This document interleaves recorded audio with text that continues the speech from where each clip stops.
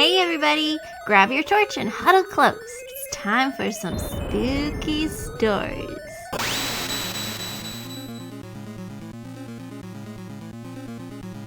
First up is Killswitch, the Monsanto seed of video games. You can't reproduce it, and it self-destructs. Killswitch was created by a small Czech company named Karvina, well known for their bizarre games and haunting narratives. There are two characters, and you choose one. Both have their own strange and inhibiting ability, and the only way to go is up, through the levels of a coal mine inhabited by the dead. Porto's body uncontrollably grows and shrinks at random intervals, and Gast is completely invisible. Making your way through the mine with Gast is one of gaming's greatest challenges, and so far, not one person has documented Gast's ending. If you beat the game with either character, the game erases itself so that it may never be played again. Only 5,000 copies of Killswitch were ever released, and as player after player has succumbed to climbing through the coal mine's exit with Porto, the game has almost completely ceased to exist. This game and its story have been capturing the imaginations of gamers since its release in 1989. Or rather since 2007. This story has just enough details to fool a great many people, but this work of short fiction was written by a professional writer, who has a little tiny link to her website at the bottom of the page. Okay, let's try another story. Next up we have The Secret Plot of Evermore. Secret of Evermore is a unique Squaresoft RPG. It was their only game fully developed in the USA, and the staff was young and untried.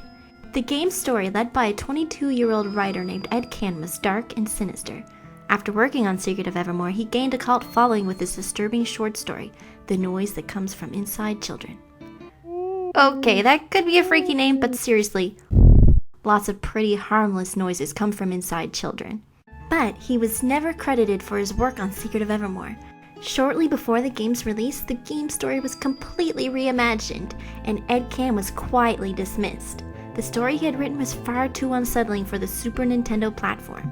The game was hurriedly rewritten and some graphics wholly redone, but not before a number of preview copies were sent out to some popular magazines. This one article provides a screenshot of a provocative line that was removed from the final version. "How can you live with what you've done? Those poor children." Further screenshots of the beta version reveal whole areas cut from the game, characters that don't exist in the final version, and a darker color scheme. What was Squaresoft hiding from us? It's just too bad this one isn't true. The twist at the end of Secret Evermore is pretty lame. At least its ad campaign was consistent with its plot. I mean, really? You call this a twist? Instead, there is no mention of this Ed Can anywhere outside of this blog post. I searched tirelessly for this article and found nothing even remotely similar.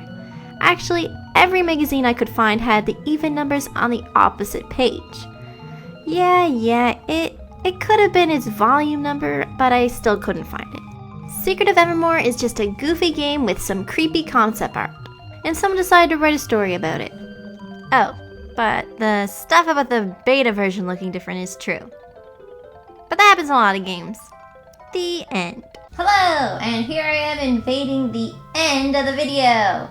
I just wanted to give a brief history of what we call Creepypasta.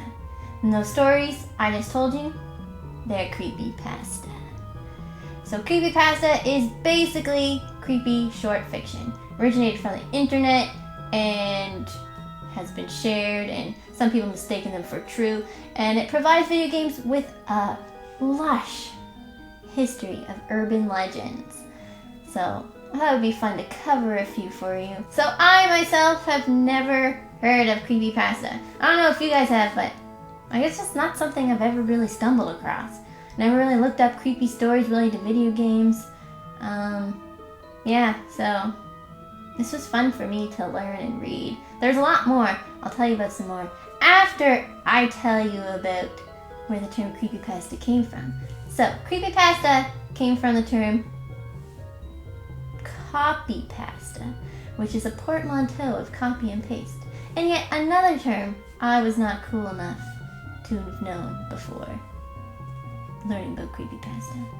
If you're like me and you didn't know anything about creepypasta before and you want to read more stories and you just want to be freaked out, there's a couple more links in the description to some other stories. And there's links to the stories I talked about in this video. So, what's a good one? The Majora's Mask, the haunted Majora's Mask.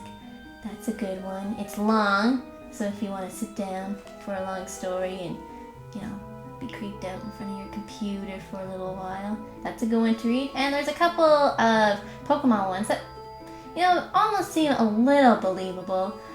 I was going to cover some of them in this video, but I just didn't have time to play that much Pokemon.